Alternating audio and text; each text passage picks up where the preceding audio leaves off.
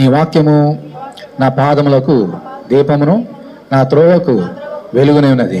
దై word is a lamp అంటే my feet and a light అంటే మై పాత్. దయచేసి కూర్చోండి. దేవుని అతి పరిశుద్ధ నామానికి మహిమ ఘనత ప్రభావం కలుగుగాక. దేవుని వాక్యం చదువుకొని దేవుని వాక్యాన్ని ధ్యానం చేద్దాం. లోకాసు వార్త 15వ అధ్యాయము 22వ వచనం. అయితే తండ్రి తన దాసులను చూచి ప్రశస్త వస్త్రము త్వరగా తెచ్చి వీనికి కట్టి వీని చేతికి ఉంగరము పెట్టి పాదములకు చెప్పులు తొడిగించుడి. దేవుని స్తోత్రం, హల్లెలూయా. ఈ యొక్క రెండో కుమారుడు లోకానికి వెళ్ళి బానిసత్వంలోకి వెళ్ళి స్వాతంత్రంలో నుంచి బానిసత్వంలోకి వెళ్ళి బానిసత్వం ఎలా ఉంటుందో తెలుసుకొని తిరిగి తండ్రి వద్దకు వచ్చినటువంటి సందర్భంలో కుమారుడు ఇచ్చాడు. కుమారుడు రాగానే గత వారం మనం చూసినాం. మరి ఆ తండ్రి ఏం చేస్తున్నాడో ఎవరికైనా గుర్తుందమ్మా? ఏం చేశాడు తండ్రి? పరిగెత్తుకుంటూ వెళ్ళాడు. ఎప్పుడు వస్తాడా అని చూశాడు. పరిగెత్తుకుంటూ వెళ్ళాడు. మెడ మీద పడి అతను ముద్దు పెట్టుకున్నాడు. ముద్దు పెట్టుకొని ఎంత తన ప్రేమని అతనికి చూపించున్నాడు. ఇది తండ్రి ప్రేమ. చూపించిన తర్వాత కుమారుడు తండ్రి దగ్గరకు వచ్చాడు కదా. వచ్చినప్పుడు ఈ తండ్రి ఏం చేస్తున్నాడమ్మా? 22వ వచనంలో, తండ్రి తన దాసులను చూచి ప్రశస్త వస్త్రం త్వరగా తెచ్చి వీనిని కట్టి వీని చేతికి ఉంగరం పెట్టి పాదములకు చెప్పులు తొడిగించాడు. ఈ మాట చెప్పకముందు ఈ లోకంలోకి వెళ్ళి బానిసత్వంలో దుర్వ్యాపారం వలన సమస్తం పాడు చేసినటువంటి కుమారుడు వచ్చి ఒక కార్యం చేశాడు. బుద్ధి వచ్చినప్పుడు ఏమనుకున్నాడు? నా తండ్రి ఏంట సమృద్ధి ఉన్నది, ఇక్కడ నేను ఆకలికి చచ్చిపోతున్నాను కాబట్టి నేను వెళ్ళి ఏమనుకున్నాడు తెలుసా?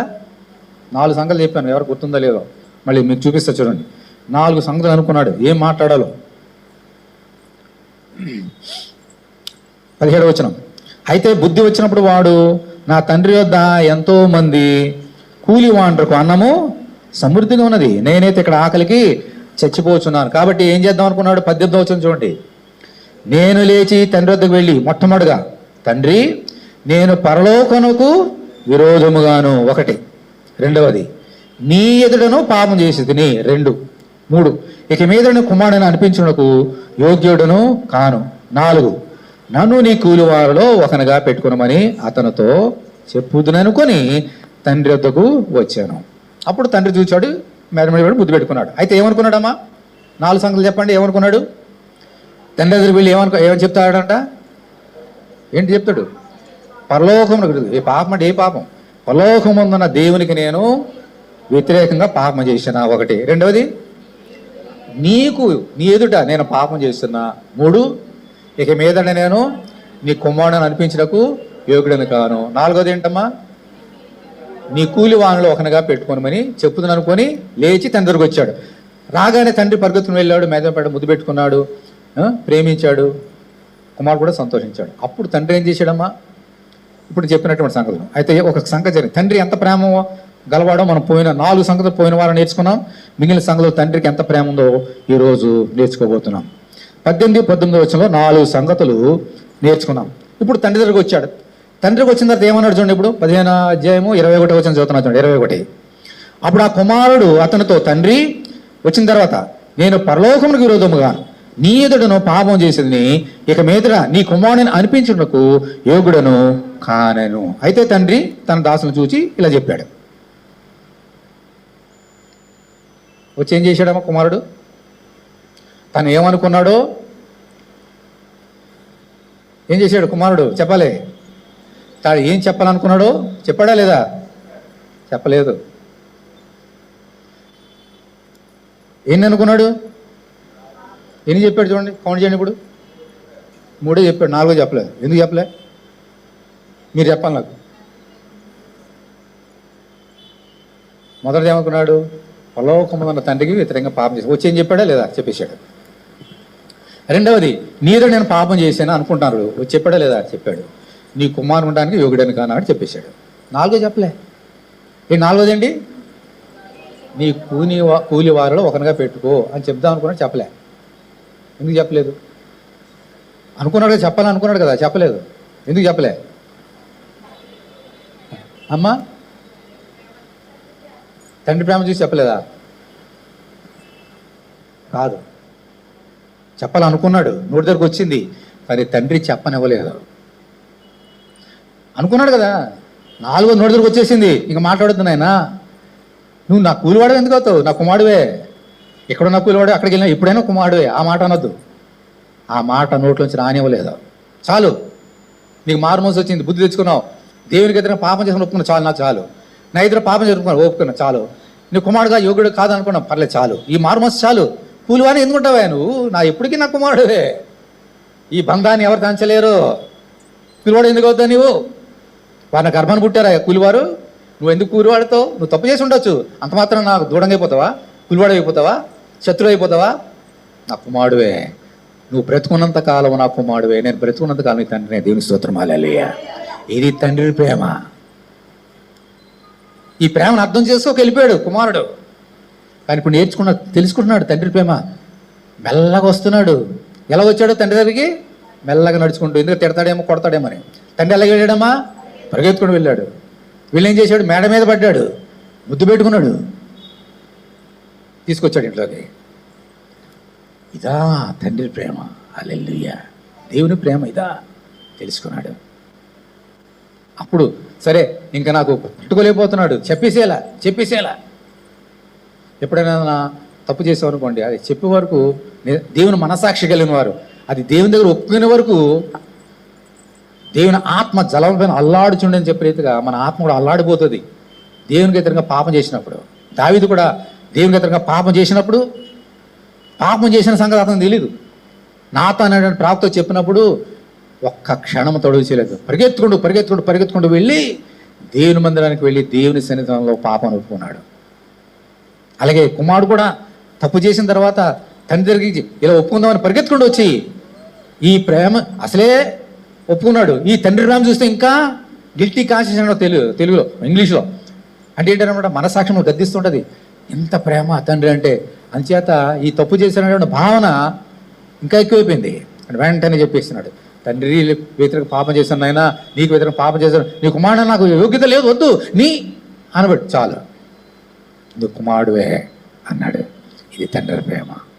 ఈ లోకంలో మనం కూడా ఆ తండ్రికి ఎన్ని పాపాలు చేస్తామా రోజుకి, ఏనాటికి ఈడు ఆనాటికి చాలు. ప్రతి దినము కూడా పరలోకంలో ఉన్న తండ్రికి మనం పాపం చేస్తూనే ఉంటాం. ఏనాడైనా చీపు అన్నాడా దేవుడు? చీపు నాకు రావద్దన్నాడా? ప్రయాసపడి భారం మోసుకొస్తున్నా పాపం చేస్తున్నా జనులారా రండి, నేను నీతి మందులు పిలవాలి, మీ పాపలే పిలవడానికి వచ్చారు, రండి అని చేతులు చెప్పాడు ఆయన. అంత ప్రేమ అయింది. తప్పు చేసాం పాపం చేసామని శిక్షించే దేవుడు కాదు. అందుకని ఆయనకి ఏం పేరు పెట్టారమ్మా, పాపుల స్నేహితుడు. నీకు స్నేహితుడు, మనకు స్నేహితుడు. అందుకని ఈరోజు తప్పు చేసాం, ఒకప్పుడు తప్పుపోయిన కుమారుడు వలే, రెండో కుమారుడు వలే తప్పు ఒప్పుకున్నాం. ప్రభాటు నాడు నువ్వు నా కుమారుడవే, నా కుమార్తెవే, హల్లెలూయా హల్లెలూయా. ఈరోజు మనం కూడా తప్పుపోయిన కుమారుడు కంటే గొప్పవారం అని అందరం కూడా ఏమాత్రం కాదు. మనం కూడా ఎన్నో భయంకరమైన పాపాలు చేసిన వారమే. అయినప్పటికీ మరి దేవుడు మనల్ని కరుణించి ఆశీర్వదించిన దేవాది దేవుడు మన దేవుడు. అమ్మ మరి యోహాను సువార్తలో ఒక చక్కని మాట ఉంది చూడండి. యోహాను సువార్త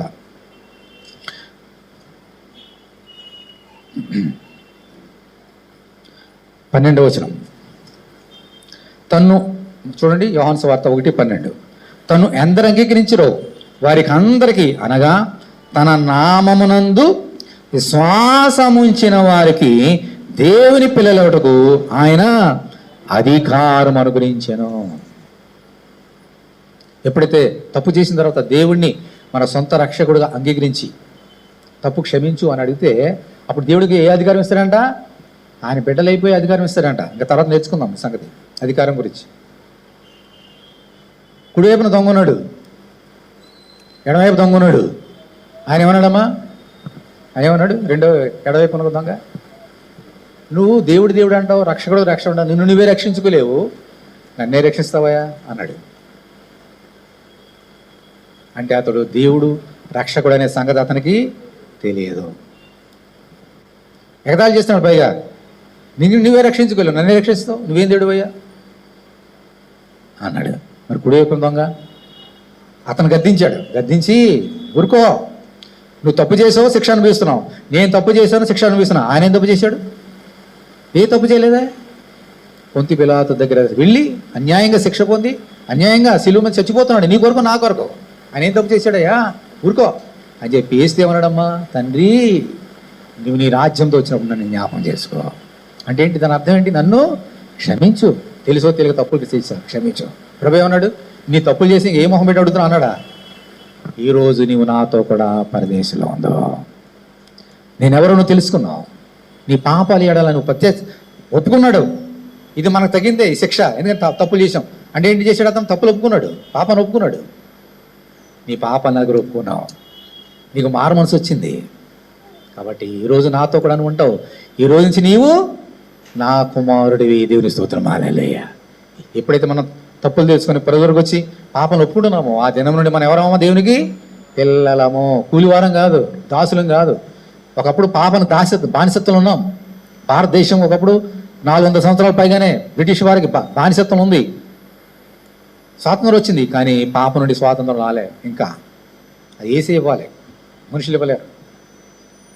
ఆయన అందుకని మనం ఏం చేయాలమ్మా, తప్పులు చేసినప్పుడు ప్రభు దగ్గరకు వచ్చి మన పాపను మనం ఒప్పుకొని ఎడలా ఆయన నమ్మదగిన వాడును నీతిమంతుడు కనుక నా పాపం క్షమించి సమస్త దుర్నీతిని మనను పవిత్రంగా కడిగేస్తాడండి తన రక్తం చేత. అందుకనే కదా బలలో పాల్గొంటున్నాం ప్రతి వారం కూడా.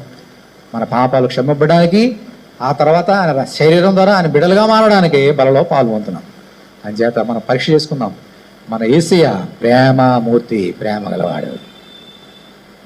దేవుని స్తోత్రం. ఇది తండ్రి ప్రేమ 5వ సంగతి. 6వ సంగతి చూద్దాం. 6వ సంగతి చూడండి. ఎంత శ్రేష్టమైన మాటలు ఉన్నాయో మనం నేర్చుకోవాలి ఈరోజు. లోకాసు వార్త 15వ అధ్యాయం తీయండి. మళ్ళీ చూస్తున్న 21వ వచనం. తండ్రి నేను పరలోకమును విరోధముగాను నీ ఎదుటను పాపం చేసి తిని ఇక మీద నీ కుమారుడిని అనిపించుకున్నకు యోగ్యుడను కాననేను. అయితే అంటే ఇంకా మాట్లాడుతూ ఉన్నాడు, మధ్యలో వచ్చేసాడు తండ్రి. చాలు. అయితే తండ్రి ఏమన్నాడు, తన దాసులను చూచి ఏమన్నాడమ్మా, ప్రశస్త వస్త్రము త్వరగా తెచ్చి వీనికి కట్టండి అన్నాడు. దేవుని స్తోత్రం, గట్టిగా చెప్దాం. దేవుని స్తోత్రం, హల్లెలూయా. ఏం కట్టమన్నాడమ్మా? ప్రశస్త వస్త్రం అంటే ఏంటి? ప్రశస్త వస్త్రం అంటే వెరీ కాస్ట్లీ గార్మెంట్స్, విలువైనటువంటి వెలగల మంచి దుస్తులు తీసుకొచ్చి కట్టమన్నాడు. అంటే కుమారుడికి ఏ బట్టలు ఉన్నాయి? ఇప్పుడు ఏమున్నాయి? ఎక్కడ చూసిన పందులు పుట్టే కనబడుతుంది. పందులతో పొల్లాడు కదా అక్కడ. కరువు వచ్చింది, తినడానికి తినలేదు, బట్టలు అక్కడి నుంచి వస్తాయి. ఒకటే బట్టలకి చిరిగిపోయి ఉంటుంది బహుశా.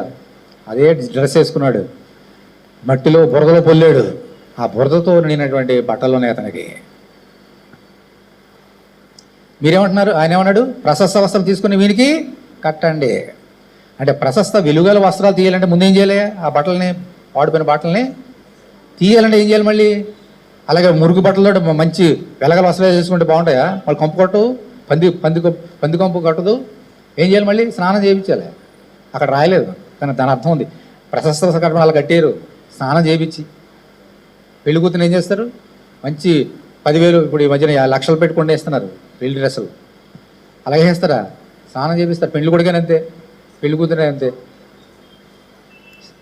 ఓకే, అంటే ఈ రెండో కుమారుడికి ఒంటి మీద ఏమున్నాయమ్మా? మురికి బట్టలు.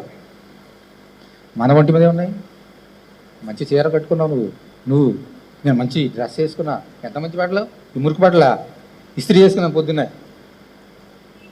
మా ఆవిడ గారు ఉదికితే నేను ఇస్త్రీ చేశాను. మురికి బట్టలు అంటారేంటి? ఆ కంటికి ఇవి మంచి బట్టలే, కానీ దేవుని దృష్టికి మురికి బట్టలే.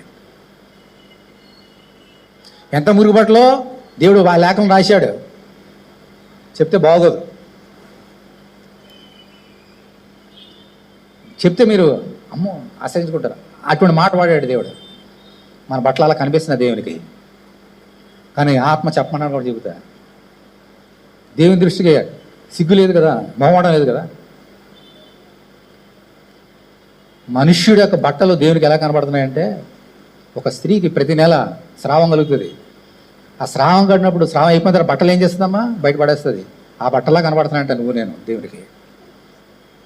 ఒక స్త్రీ స్రావం అయినప్పుడు ఆ స్రావంతో కూడా బట్టలు ఎలా ఉంటాయో నీ కంటికి, దేవుని దృష్టికి నీవు నేను అలా కనబడుతున్నావు. ఎంత మంచి బట్టలు వేసుకున్నా స్త్రీ యొక్క ఋతుక్రమంలో పాడేసిన బట్టలా ఉంటాం నేను నువ్వు. ఆ తప్పుపోయిన కుమారుడు కూడా అలాగే ఉన్నాడు. వేశ్యలతో తిరిగి తన దేహాన్ని పాడు చేసుకున్నాడు. దుర్వ్యాపారం చేసి మత్తుతోటి దేహాన్ని పాడు చేశాడు. కంపు, బీరో, విస్కో తాగండి, మంచి సువాసన వస్తుంది అతని దగ్గర నుంచి, ఆమె దగ్గర నుంచి. ఏమొస్తాయి? కంపు. మా ఆఫీసులో ఒక ఆయన ఉండేవాడు, పొద్దు నుంచి సాయంకాలం వరకు తాగుడే తాగుడే తాగుడే. ఆఫీస్ కూడా అలా వచ్చేవాడు. ఆయన అక్కడ కూర్చునేవాడు, మేము భరించలే. పైగా అతను ఆఫీసరే, కంపు భరించలేకపోయాం. బాటిల్ తెచ్చుకుంటాడు, ఎప్పుడు తాగడమే. కిందకి వెళ్తాడు, వెహికల్ కారు ఉంది, చిన్న కారు ఎక్కుతాడు, అక్కడే అన్నీ యూరిన్ కూడా అక్కడే వెళ్ళిపోతాడు. కంపు. తాగే వాళ్ళ దగ్గర కంపు ఉంటుంది, అంత ఇంకేం ఉండదు. భయంకరం కంపు. రెండో కుమారుడు తాగి తండ్రి యొక్క ఆస్తిని పాడు చేశాడు. అతని దగ్గర ఏమంటే సువాసనలు వస్తాయా? ఏమొస్తాయి? కంపు. వేశ్యలతో గడిపాడు, కంపు. వేశ్యలు గడిపితే ఏమొస్తుందమ్మా? రోగాలు వస్తాయి, అంటు రోగాలు వస్తాయి, సుఖరోగాలు వస్తాయి, హెచ్ఐవి వస్తుంది. అంత అడ్వాన్స్గా అప్పుడు లేకపోయినా దేహాన్ని అయితే పాడు చేసుకున్నాడు వేశ్యలతో గడిపి. తండ్రి దగ్గరకు వచ్చినప్పుడు అతని దగ్గర కంపు తప్ప సువాసన లేదు. అయినప్పటికీ తండ్రి పరిగెత్తుకుని వెళ్ళి ఆ కంపు శరీరాన్ని ముద్దు పెట్టుకున్నాడు. దీని స్తోత్రం హల్లెలూయా. ఆ కంపు శరీరాన్ని కౌలించుకున్నాడు. ఏ చేతుల్లో వేసిని కౌలించుకున్నాడో అదే చేతులు పట్టుకొని కౌలించుకొని ముద్దాడాడు తండ్రి. ఇది తండ్రి ప్రేమ. తీసుకురండి, కంపు కొడుతున్నాడు. అప్పుడు తండ్రి బట్టలు కంపు కొట్టిన బట్టలు వేసుకున్నాడా? ఆయన ఏం బట్టలు వేసుకున్నాడు? ఆయనకేం తక్కువ? మంచి సువాసన గల పరిమళ ద్రవ్యంతో కూడినటువంటి బట్టలు వేసుకొని కూడా నా బట్టలు మైలైపోతాయేమో అని అనుకోలే, వెళ్ళి కౌలించుకున్నాడు. మైలైపోయి ఉండొచ్చు కూడా, కంపుకి పందు పొట్లు అవదా? మురుకుంటూ కూర్చుంటేనే పాడైపోతాయి బట్టలు. తండ్రి అంటున్నాడు, పర్వాలేదు, వెళ్ళండి, స్నానం చేయించండి, ప్రశస్తమైన వస్త్రాలు తీసుకురండి, కట్టేసేయండి అన్నాడు. దేవుని స్తోత్రం హల్లెలూయా. దేవుడు ప్రశస్త వస్త్రాలు నీకు నాకు కట్టబోతున్నాడు నా సోదరి. నేను తన కుమార్తెగా స్వీకరించడం మాత్రమే కాదు, నీవు నేను కంపు కొడుతున్నాను దేవుని దగ్గర. పాపం అనే కంపు, రోగం అనే కంపు. అయితే దేవుడు ఏమన్నాడు చూడండి. ఎందుకు ప్రశస్త వస్త్రం అంటే ఏంటి? ఏం చేస్తున్నాడు నీకు నాకు? జకర్యా గ్రంథం తీయండి. జకర్యా గ్రంథము 3వ అధ్యాయం.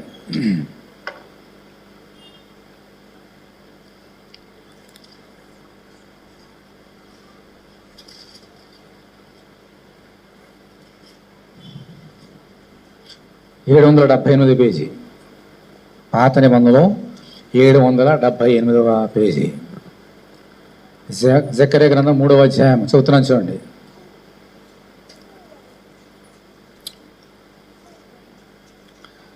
మొదటి వచనం చదువుతున్నా. జకర్యా 3:1. మరియు యెహోవా దూత ఎదుట ప్రధాన యాజకుడనైన యెహోషువ నిలబట్టయు సాతాను ఫిర్యాది అతని కుడిపార్శ్వన నిలబట్టయు అతడు నాకు కనబరిచెను. ఇప్పుడు 2వ వచనం. సాతాను యెహోవా నిన్ను గద్దించును, యెరూషలేమును కోరుకొని యెహోవా నిన్ను గద్దించును, ఇతడు అగ్నిలో నుండి తీసిన కొరివలి ఉన్నాడు కదా అని యెహోవా దూత సాతానుతో అనెను. ఇప్పుడు చూడండి, యెహోషువ ఎవరమైనా ప్రధాన యాజకుడు. యెహోషువ ఏం ధరించాడంట? మలిన వస్త్రములు ధరించిన వాడై దూత సముఖములో నిలబడి ఉండగా దూత దగ్గర నిలిచిన వాడిని పిలిచి ఇతను మైల బట్టలు తీసివేయడని ఆజ్ఞాపించి, నేను నీ దోషము పరిహరించి ఏమడమా ప్రశస్తమైన వస్త్రములతో నేను అలంకరించున్నానని సెలవిచ్చిన దేవుని స్తోత్రం హల్లెలూయా, హల్లెలూయా. ఇతను మైల వస్త్రం తీసేయండి. ఏడు మైల వస్త్రాలు ఇంత చెప్పాను కదా, మైల. ప్రధాన యాజకుడు మైలు పడిపోయాడు. ప్రధాన యాజకుడు అంటే ఎవరమ్మా? నీ వంటి వాడు కాదు, ప్రజలందరినీ దేవుని దగ్గర నడిపించేవాడు ప్రధాన యాజకుడు. దేవునికి బలులు అర్పించేవాడు. అతనే మైలమైపోయాడంట. మరి దేవుడు అతను తృణీకరించాడా? నువ్వు అందరికీ బోధ చేసేవాడు, నువ్వే మైలు బట్టలు ధరించుకున్నాడు చీపు అన్నాడా దేవుడు? ఇతని మైలు బట్టలను తీసివేయండి, తీసివేసి ఏం చేయాలా? ప్రశస్త వస్త్రం కట్టండి. దేవుని స్తోత్రం, హల్లెలూయా. ఇది దేవుని యొక్క ప్రేమ, దేవుని యొక్క ప్రేమ. మైల వస్త్రాలు బహుశా అతడు మన కంటి కనబడే మంచి వస్త్రాలు కట్టుకుండవచ్చు, కానీ దేవుడు అంటున్నాడు, నీ పాపం వల్ల నువ్వు నాకు, నీ బట్టలు, నీ హృదయం నాకు మైలు బట్టలు కనబడుతున్నాయి అని చెప్పాడు దేవుడు. ఈరోజు మనం ఎవరైతే ఈ లోకంలో ఎవరైనా సరే, దేశంలో ఎవరైనా సరే, ప్రతి మనిషి ఎవరైతే పాపం చేస్తున్నారో వారందరూ కూడా దేవుని దృష్టికి మైల బట్టలు కట్టుకున్న వాళ్ళకే. అయితే దేవుడు అంటున్నాడు, మైలు బట్టలు తీసిపోవట్లేదు, తీసేస్తారా? నీ బయలు బట్టలు తీసేస్తా రా, నా రక్తంతో కడిగేస్తా, నీకు ప్రశస్త వస్త్రాలు కడతా అంటున్నాడు. దేవుని స్తోత్రం, హల్లెలూయా. ఈరోజు నీకు ప్రశస్త వస్త్రం కావాలి. ఏంటో ప్రశస్త వస్త్రాలు? నీ కంటికి నా చెవికి వినబడుతున్నాయి, ప్రశస్త వస్త్రం నేను కట్టండి అనే తండ్రి మాట. యెహోషువ అనే ప్రధాన యాజకుడికి ప్రశస్త వస్త్రం తీసుకుని చెప్పిన మాట నీ కంటికి చెవికి కనబడుతుంది, వింటున్నావు. ఏంటో ప్రశస్త వస్త్రాలు? నీకు నాకు కట్టే ప్రశస్త వస్త్రాలు ఏంటి చూద్దాం.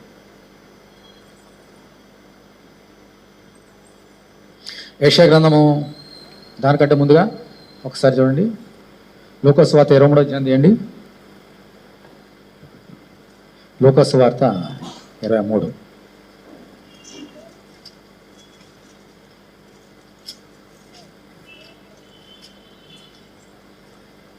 లూకాసు వార్త 23వ అధ్యాయము 8వ వచనం. చాలా జాగ్రత్త. ఎందుకు ఈ ప్రశస్త వస్త్రాలు? ఇప్పుడు అమీర్పేటలో మనకు తెలిసిన షాపింగ్ ఉంది. అక్కడ ఎన్ని షాపులో మనకు తెలుసు. సికింద్రాబాద్ వెళ్తే ఎన్ని షాపులో మనకు తెలుసు. 1,00,000 రూపాయలు పడితే ప్రశస్త వస్త్రాలు చాలా దొరుకుతాయి, ఏ షాపు అని ఇస్తాడు. కానీ తండ్రి కట్టే ప్రశస్త వస్త్రాలు ఎక్కడ దొరుకుతాయి? 8వ వచనం, 23:8. హేరోదు యేసును చూచి మిక్కిలి సంతోషించిన ఆయన గురించి చాలా సంగతులు విన్నందున ఆయన ఏదైనాను ఒక సూచక్రియ చేయగా చూడ నిరీక్షించి బహుకాలం నుండి ఆయనను చూడగోరాను. అయినను ఆయనను చూచినప్పుడు చాలా ప్రశ్నలు వేసినను ఆయన అతనికి ఉత్తరమేమీ ఇయ్యలేదు. ప్రధాన యాజకులను శాస్త్రులు నిలబడి ఆయన మీద తీక్షణముగా నేరము మోపిరి. హేరోదు తన సైనికులతో కలిసి ఆయనను తృణీకరించి అపహసించి ఆయనకు ప్రశస్తమైన వస్త్రం తొడిగించి పిలాతునొద్దకు మరలా పంపెను. ఈ హేరోదు ఏం చేశాడమ్మా? యేసుక్రీస్తుకి ప్రశస్తమైన వస్త్రాలు ధరింపజేసాడంట. ఆ రోజు ప్రశస్త వస్త్రాలు అంటే సన్నపు నార, లీనియన్ అంటే ఇంగ్లీష్లో లీనియన్ క్లాత్స్, నారతో చేసినటువంటి బట్టలు, చాలా కాస్ట్లీ. అధికారులు ఒకసారి చెప్పాను కదా మీకు బట్టల గురించి. డబ్బున్నవారు, రాజులు వాళ్ళే వాళ్ళే కొనుక్కోరు. మామూలు కొనుక్కోవడానికి డబ్బు సరిపోదు. అటువంటి వస్త్రాలని ఎవరెవరు ధరింపజేశారమ్మా? హేరోదు యేసుక్రీస్తుకి ధరింపజేశాడు. అతను ఏం చేస్తున్నాడో అతను తెలీదు. అతను ఏం చేసింది ఏంటి? యేసుక్రీస్తుని అపహసించి దూషించి అప్పుడు ప్రశస్త వస్త్రం ధరించాడు. ఏం చేస్తున్నాడు? అందుకే ప్రభు ఏం ప్రార్థన చేశాడు? మీరేమి చేస్తున్నారో వీరెరుగురు. హేరోదు తెలియదు ఏం చేస్తున్నాడో. నువ్వు తెలుసుకోవాలి ఈరోజు. అతను తెలిసిందేమిటి? ప్రజలందరూ కూడా తప్పు చేశాడు, పాపం చేశాడు అని పొంతి పిల్ల దగ్గర తీసుకొచ్చారు కదా, తర్వాత నా దగ్గర తీసుకొచ్చారు కదా, ఇతను శిక్షించే అధికారం నాకు ఉంది, పిలాతు ఉంది కదా, ఇది ఏదో తప్పు చేశాడు, పాపం చేశాడు, అందుకని అతను అపహసించి దూషించి ఇన్ని చేసి ఎగతాళి చేయడానికి ప్రశస్త వస్త్రాలు కట్టాడు. నువ్వు రాజువి, రాజులకు రాజువి అంటున్నావు కదా, మరి ఈ బట్టలు ఎందుకు? నువ్వు రాజు అంటే నీకు ప్రశస్తమైన వస్త్రాలు కావాలి కదా నేను ధరించినట్టుగా అని ఎగతాళి చేయడానికి ప్రశస్త వస్త్రాలు కట్టాడు. కానీ అతను తెలియకుండానే ఒక కార్యం చేశాడు. దేవుని స్తోత్రం, హల్లెలూయా. గట్టి చెప్పాలి. హేరోదు తెలియక చేసిన అతను తెలియని సంగతి దేవుడు దాచిపెట్టాడు. ఈ లోకానికి ఒక సువార్త ప్రకటించాడు దేవుడు హేరోదు ద్వారా. ఎవరైతే పాపం చేశారో, మైల వస్త్రాలు ధరించుకున్నారో వారందరినీ యేసుక్రీస్తు పిలాతు దగ్గరికి వెళ్తున్నాడు. అతను సిలువ వేయడానికి అప్పగిస్తాడు, సిలువ మీద చచ్చిపోతాడు. తన రక్తం చేత అందరినీ కడిగేస్తాడు. కడిగేసి ప్రతి ఒక్కరికి ఈయన ఎలాగో ప్రశస్త వస్త్రం ధరించుకున్నాడో ప్రతి ఒక్కొక్కరికి అలాగో ధరించబోచేస్తున్నాడు. దేవుని స్తోత్రం, హల్లెలూయా. అనేడు ప్రవచనము అందులో ఉంది. ఏ రోజు తెలియదు ఇది ఏదో ప్రసవం ఎగతాళి చేయడానికి కట్టేసాంలే అనుకున్నాడు. కానీ దేవుడు అందులో ప్రవచనాన్ని పెట్టాడు. యేసుక్రీస్తు ఏం ధరించాడమ్మా? ప్రశస్త వస్త్రాలు. ఎందుకని? నీకు ధరింపజేయడానికి, నీకు నాకు ధరింపజేయడానికి ఆయన ధరించాడు. ఏంటో ప్రశస్త వస్త్రాలు? యెషయా గ్రంథం తిండి ఇప్పుడు 65వ అధ్యాయం. యెషయా గ్రంథము 65వ అధ్యాయం.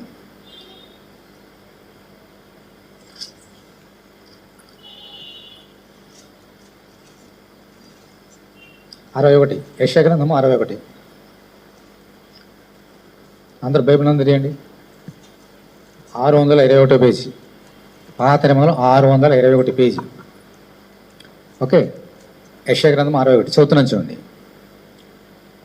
10వ వచనం. 10. శృంగారమైన పాగా ధరించుకొనిన పెండ్లి కుమారుని రీతిగాను, ఆభరణంతో అలంకరించుకొనిన పెండ్లి కుమార్తె రీతిగాను ఆయన రక్షణ వస్త్రములను నాకు ధరింపజేసి ఉన్నాడు. నీతి అను పైబట్టను నాకు ధరింపజేసి ఉన్నాడు.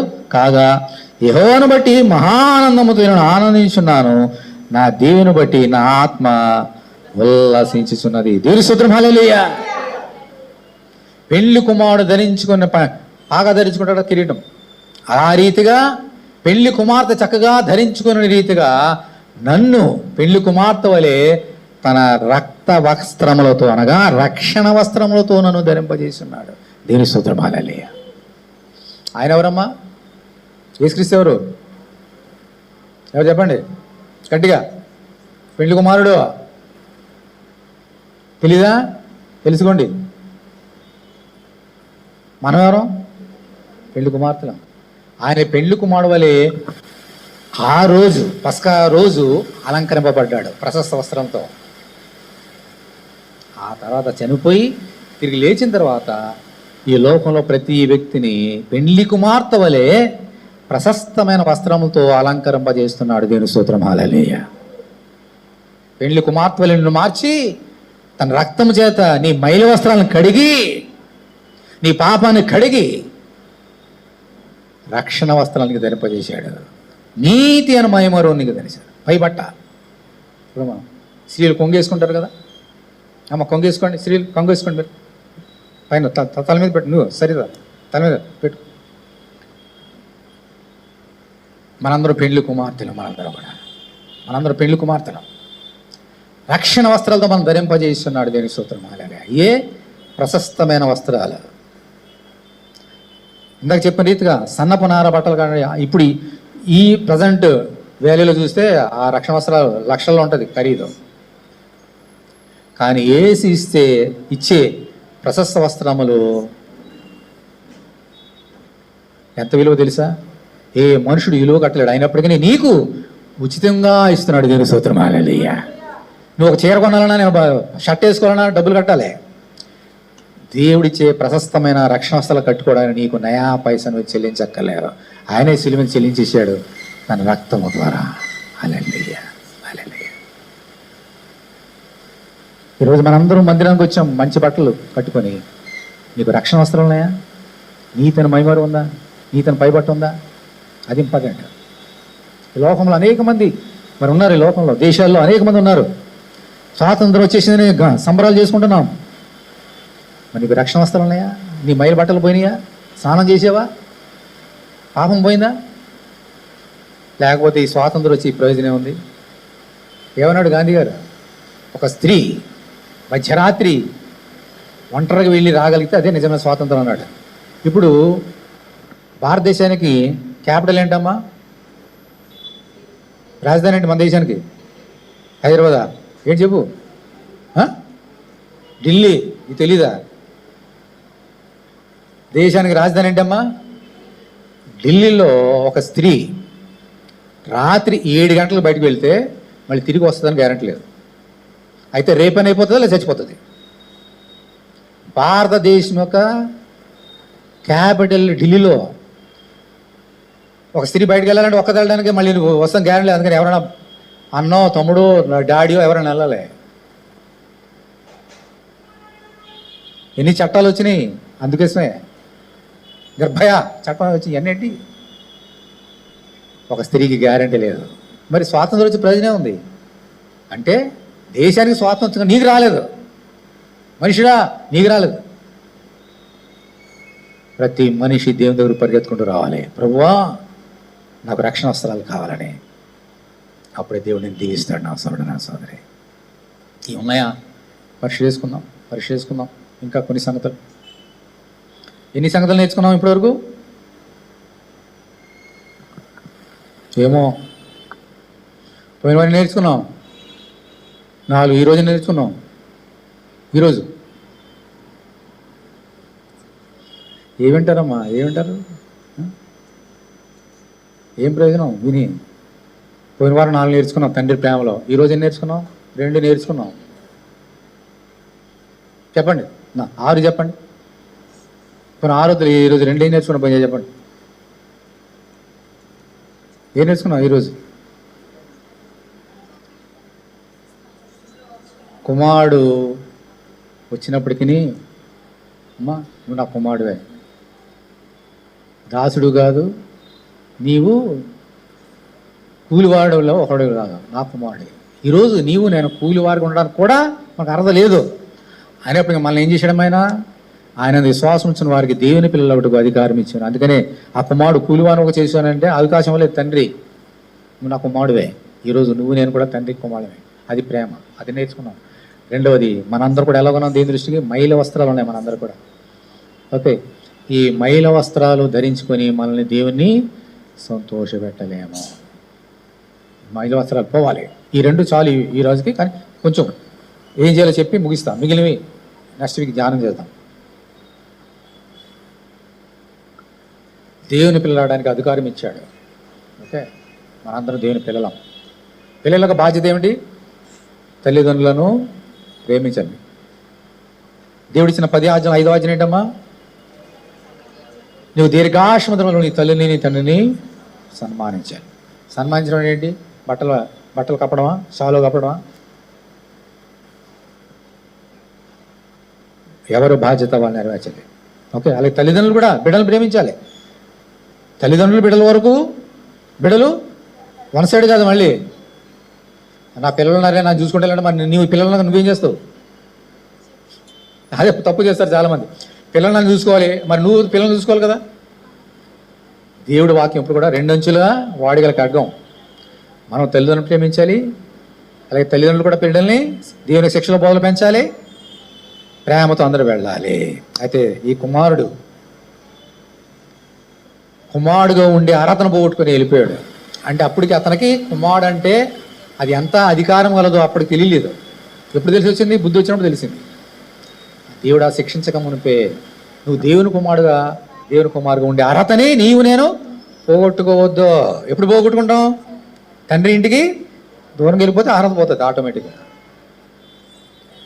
నీకు బిడ్డగా తండ్రికి కుమారుడుగా కుమార్తె ఉండాలంటే ఎక్కడ ఉండాలి? నువ్వు తండ్రి ఇంటిలో, దేవుని మందిరంలో, దేవుని దగ్గర పెరగాలి. అప్పుడు ఈ లోకంలో జీవించినంత కాలం కుమారుడుగాను కుమార్తెగాను జీవిస్తాం. రెండవది ఏమన్నాడమ్మా?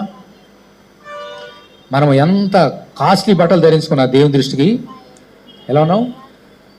మురికి బట్టలే. కాబట్టి ఈ మురికి బట్టలు పోవడానికే ప్రభు ఈ లోకంకి వచ్చి ప్రశస్త్రం ధరించి మనకు ధర్మించడానికి సిద్ధంగా ఉన్నాడు. అయితే నువ్వు నేను ఏం చేయలేదు అది చెప్పి ముగిస్తా. వినండి, బల్లకి వెళ్ళబోతున్నాం. ఇది చాలా ప్రాముఖ్యమైన సంగతి, మొట్టమొదటి సంగతి. చిన్నప్పటి నుంచి ఉంటున్నాం కదా అనుకోకండి, ఇది చాలా ప్రాముఖ్యమైనది.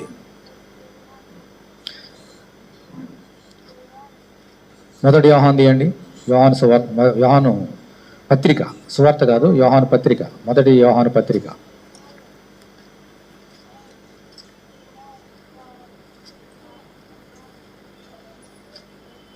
ఈరోజు మనం ఏం చేద్దాం? తప్పు వరకు కూడా ఏం చేశాడు, మనం ఏం చేయాలి? అందరు తీయండి. యోహాను రాసిన మొదటి పత్రిక 221 పేజ్, 221, కొత్త నిబంధనలో 221, 5వ వచనం, మొదటి అధ్యాయం 5వ వచనం. మేము ఆయన వలన విని మీకు ప్రకటించు వర్తమానం ఏమనగా, దేవుడు ఏమనడమా? వెలుగై ఉన్నాడు, ఆయన యందు చీకటి ఎంత మాత్రము లేదు. ఆయనతో కూడా సహవాసము గలవారమని చెప్పుకొని చీకటిలో నడిచినలా మనం అబద్ధమాడుచు సత్యమును జరిగింపక ముందుము. అయితే ఆయన వెలుగులోనున్న ప్రకారం మనమును వెలుగులో నడిచినలా మనము అన్యోన్య సహవాసము గలవారై ఉందుము. అప్పుడు ఆయన కుమారుని యేసు రక్తము ప్రతి పాపము నుండి మనలను పవిత్రులుగా చేయను. చూడండి అమ్మా, 8వ వచనం, మనం పాపం లేని వారమని చెప్పుకునే యెడల మనమే మోసపుచ్చుకుందాము, మరియు మనలో సత్యం ఉండదు. మరి ఇప్పుడు రెండో కుమారుడు సత్యం ఉందా అబద్ధం ఉందా చెప్పండి? ఈ రెండో కుమారుడు దగ్గర సత్యం ఉందా అబద్ధం ఉందా? ఏముంది? సత్యం ఉంది. ఎప్పుడైతే నేను పాపిని కాదు అంటావో నువ్వు అబద్ధకుడివి. ఎందుకని? ఏ భేదం లేదు, అందరూ పాపం చేసి దేవుడు మహిమ పొందలేదు. దేవుడే చెప్పాడు మాట, నేనేం పాపం చేయలేదు అని అంటే నువ్వు అబద్ధకుడివి. ఒకసారి అలాగా పాశ్చాత్యులు అడిగితే, ఈ లోకంలో పాపం మీ దగ్గర ఎవరైనా పాపం చేయడం ఒక సిస్టర్ లేచింది. నేను ఇంతవరకు పుట్టినప్పుడు చూడలేదమ్మా, చూడకుండా ఈ లోకంలో పాపం చేయనివాడు ఒక్కడు లేడు, అందరు పాపం చేసిన వారనే. మరి ఆమెకి ఏం అర్థం ఉందో నాకు తెలియదు, కానీ టక్కన లేచింది, నేనేం పాపం చేయాలి అంటుంది. నోటితోటే ఒప్పుకుంది. తర్వాత అందరూ కూర్చోమా అని చెప్పాలి అనుకోండి. సరే, తెలియజేస్తా కొందరు. అయితే మీరు తెలుసుకుందాం, పాపం చేయని వాడు ఈ లోకంలో మనందరం పాపం చేసిన, తప్పు అనుకుని ఎలా పాపం చేసిన, అంతకంటే భయంకరంగా పాపం చేసిన వారే మనందరం కూడా. అయితే మనలో సత్యం ఉండాలా అబద్ధం ఉండాలా? సత్యం ఉండాలని ఏం చేయాలా? అతను ఏం చేశాడమ్మా? కప్పు కూర్చునేసుకున్నాడా? చాలామంది పాపాలు ఏం చేస్తారు, కప్పు కూర్చుకొని మళ్ళీ ఏం చేస్తారు పైన, ఇదేంటిది పాలిష్. మరి దేవుని తెలీదా? నువ్వు ఎంత పాలిష్ చేసినా ఆయన కనపడిపోద్ది, ఎంత దాచిపెట్టినా ఆయన కనపడిపోద్ది. దేవుని దగ్గర నువ్వేం దాచిపెట్టలేవు, పైగా నువ్వు అబద్ధకుడు అయిపోతావు దేవుని దగ్గర. కాబట్టి మనం ఏం చేయాలా? 9వ వచనం చూడండి. 9, మన పాపములను మనం ఒప్పుకొని నీడల ఆయన నమ్మదగిన వాడును నీతిమంతుడు గనక ఆయన మన పాపం క్షమించి సమస్త దుర్నీతి నుండి మనను పవిత్రంగా చేయండి. ఇప్పుడు 10వ వచనం ఏమన్నాడు మళ్ళీ ఆకన్నా? మనం పాపము చేయలేదని చెప్పుకుని నీడల ఆయనను అబద్ధకునిగా చేయవారు మగదము, మరియు ఆయన వాక్యము మనలో ఉండదు. దేని వాక్యం మనలో ఉండదంటే ఎవరుండరు? ఎందుకని? వాక్యమే దేవుడు.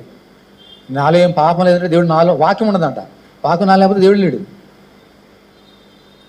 కాబట్టి మనం ఏం చేయాలి? అతను ఏం చేశాడు? పరలోకమందున్న దేవునికి తండ్రికి నీతుడు నేను పాపము చేసి తిని అది చేయాల. దేవుని మందిరానికి వస్తున్నాం, బల్లకి వెళ్ళిపోతున్నాం, ఏం చేయాలా? పాపాలు ఒప్పుకో. ఈరోజు ఒప్పేసుకొని కడిగేసుకున్నాం, మళ్ళీ సోమవారం చేసి శనివారం ఏం చేయవా? మళ్ళీ నెక్స్ట్ వీక్ ఉంది కదా, మళ్ళీ ఇస్తాను కదా. ఇవన్నీ సోమవారం నుంచి మంగళవారం చేసేసి గురు శనివారం చేసేసి మళ్ళీ నెక్స్ట్ వీక్ ఇచ్చి బల్ల వద్దామా? మరి ప్రభు ఏమన్నాడమ్మా? ఎక్కడ దొల్లొచ్చాడు రెండో కుమారుడు? పంది దగ్గర. అందుకని ఏమన్నాడమ్మా?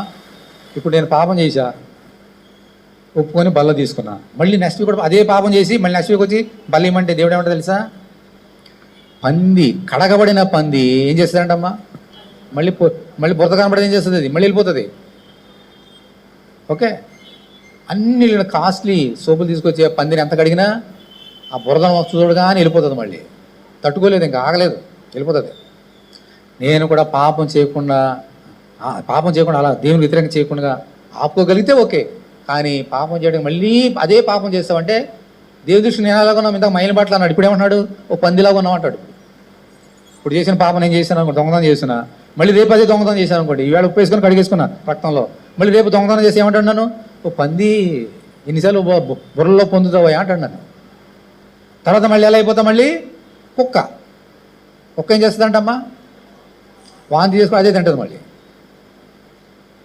నువ్వు కూడా నాకు అలా కనిపిస్తున్నావు, జాగ్రత్త సుమా, నీ పాపాన్ని ఒప్పుకో, మళ్ళీ తిరిగి చేయొద్దు. మళ్ళీ ఒకళ్ళు తిరిగి చేస్తే నేనేం చేస్తానో తెలుసా? యేసుక్రీస్తు మళ్ళీ శిలువ మీద ఎక్కించేస్తున్నా, మళ్ళీ శిలువ మీద రక్తంతో ఆయన బళ్ళింతో పొడి చేస్తున్నా, మేకులతో కొట్టేస్తున్నా, చేసిన పాపమే మళ్ళీ చేస్తుంటే. అందుకని ఏమన్నాడమ్మా? మన పాపం ఒప్పుకుంటే ఏంటి? సామెతల గ్రంథంలో ఏమన్నాడమ్మా? పాపం దాచిపెట్టేవాడు వర్ధిల్లుడు, దాన్ని ఒప్పుకొని విడిచిపెట్టేవాడు ధన్యుడు అన్నాడు. ఒప్పుకోవాలి, రెండోది ఏం చేయాలి? విడిచిపెట్టాలి. ఒప్పుకుంటే కడిగేస్తాడు, తర్వాత ఏం చేయాలి? మళ్ళీ ప్రతి సంవత్సరం 31 తారీఖున ఏం చేస్తాం మనం? ప్రతి నెల డిసెంబర్ 31 ఏం చేస్తాం? రేపు నుంచి సిగరెట్ తాగను, రేపు నుంచి బ్రాందీ విస్కీలు తాగను, అబద్ధాలు చెప్పను, దొంగతనం చేయను. ప్రతి సంవత్సరం 30 తారీఖు అవి వస్తాయి. మళ్ళీ 1 తారీఖు మళ్ళీ పండగ కదా, మరి అది లేకపోతే గడవదు ఆ రోజు అని ఉంటాం మనం. దేవుడు ఏమైనా క్షమిస్తాడు మనల్ని? ఎన్నిసార్లు నువ్వు బల్లో పాలు పొందితే నీకేం ప్రయోజనం, నాకేం ప్రయోజనం? పాపను ఒప్పుకొని వాడు ఇచ్చిపెట్టాలి నా సోదరుడు, నా సోదరి. లేకపోతే నువ్వు దేవునికి కుమారుడు కాదు, కుమార్తె, కూలివాడవే, దాసుడివే. ఇంకా ఈరోజు ప్రపంచానికి దేవుడు ఛాలెంజ్ చేసి చెప్తున్నాడు, నువ్వు నాకు కుమారుడు ఉంటావా, కుమార్తెగా ఉంటావా, దాసుడిగా ఉంటావా, పాపానికి నీవే నిర్ణయం తీసుకో అంటాడు దేవుడు. అందుకని ఏమన్నాడు తెలుసా? ప్రకటన గ్రంథంలో దేవుడు ఒక మాట చెప్పాడు. ప్రకటన గ్రంథంలో దేవుడు ఏం చెప్పాడంతమ్మా? చెప్పాడు తెలుసమ్మా, నువ్వు జీవించుచున్నావన్న పేరు మాత్రం నీకున్నది కానీ నీవు మృతుడవే. ఎందుకన్నాడు మాట? కానీ ఆయన అంటున్నాడు మనందరం బ్రతుకుతున్నామే. ఆయన నువ్వు చచ్చిపోయావా అంటున్నాడు ఆయన. కానీ ఆయన అంటున్నాడు మీరందరూ నేను బతుకున్నాను చేతులు ఎత్తేసారు, ఆయన నువ్వు చచ్చిపోయావు అంటున్నాడు ఆయన. అర్థమైందా మీకు పాయింట్? చూపిస్తా చూడండి, చూపించి ముగిస్తా, బల్లకి వెళ్దాం. ప్రకటన గ్రంథం ప్రకటన 3 మొదటి వచనం. సార్దీసులో ఉన్న సంఘపు దూతకు ఇలాగ వ్రాయము. ఏమన్నాడమ్మా? 7 నక్షత్రములు దేవుని ఏ ఆత్మలు గలవాడు చెప్పు సంగతులు ఏమనగా, నీ క్రియలు నేను ఎరుగుదును. ఏమనగా ఏమన్న తర్వాత, జీవించుచున్నావన్న పేరు మాత్రం ఉన్నది కానీ నీవు మృతుడు. ఎందుకని? నీ క్రియలు నా దేవుని ఎదుట సంపూర్ణమైనవిగా నాకు కనబడలేదు. ఏం కనబడింది? జీవించున్నావా అన్న కనబడుతుంది. ఇప్పుడు అందరూ కనబడతాం ఆయనకి, కానీ మృతుడివే. ఎందుకు మృతుడవు? పాపం వచ్చే జీతము మరణం. శరీర సంబంధంగా నేను బ్రతికుండొచ్చు, కానీ దేవుని దృష్టికి నేను మృతుడనే. ఎందుకని నాకు మైలు బట్టలు ఉన్నాయి కాబట్టి. అందుకని అంటున్నాడు మన పాపాన్ని మనము ఒప్పుకోవాలి. మన దృష్టికి, నీ దృష్టికి నేను బ్రతుకున్నాను, నా దృష్టికి మీరు బ్రతుకున్నారు, కానీ దేవుని దృష్టికి ఎలా ఉన్నావు? ఓ మనుషుడా, ఓ లోహమా, ఎలా ఉన్నావు నీవు? జీవించుతున్నావన్న పేరు మాత్రం నీకున్నది కానీ నువ్వు మృతుడవే. అందుకని ఈ తండ్రి ఒక మాట అన్నాడు, ఎంత చక్కని మాట అన్నాడో చెప్పి పల్లెకి వెళ్దాం చూడండి. లోకసువార్త 15వ అధ్యాయం. లోకసువార్త 15వ అధ్యాయం.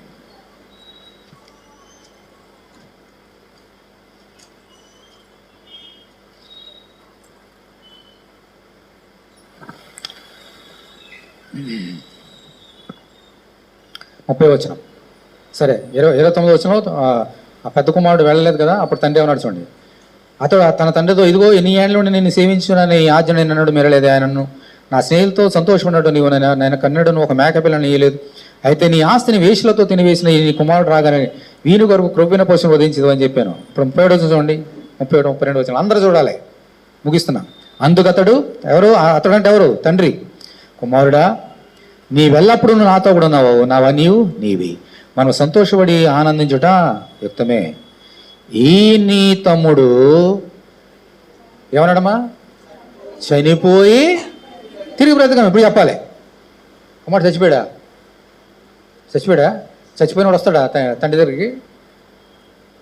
తమ్ముడు, పెద్ద కుమారుడు అన్నాడు, నీ తమ్ముడు చచ్చిపోయి తిరిగి బ్రతికాడు. ఏంటి దాని అర్థం? ఏంటి? ప్రకటన గ్రంథంలో అని చెప్పిందే. చచ్చిపోవడం అంటే ఏంటన్నమాట? పాపం చేసిన వాళ్ళు దేవుని దృష్టికి ఎలా ఉన్నారు? బ్రతికినా చచ్చిపోయినట్టే లెక్క. అందుకని చనిపోయాడు, అలాగ ఉండలే, మళ్ళీ తిరిగి బ్రతికాడు. ఎందుకు బ్రతికాడు? వచ్చి నా దగ్గరకు వచ్చి పాపాలని ఒప్పుకున్నాడు, నేను అతన్ని క్షమించా, కాబట్టి బ్రతికాడు.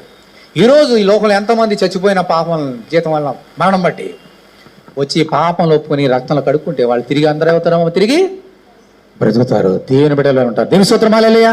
అందులో చలమండి.